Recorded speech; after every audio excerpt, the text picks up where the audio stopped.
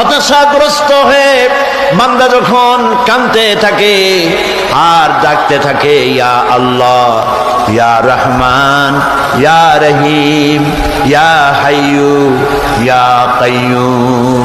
একটুখানি তাহাজ্জুদে ওঠেন, গভীর রাত্রে ঘরের সবাই যখন ঘুমানো, আপনি তখন উঠুন, উঁচু করে একা একই রুমের ভিতরে ঢুকে তাহাজ্জুদের নামাজ আদায় করে চোখ বন্ধ করে যদি ডাকতে থাকেন মধুর সুরে, ইয়া আল্লাহু, ইয়া রহমানু, ইয়া রহিমু, ইয়া হাইয়ু, ইয়া কাইয়ুম।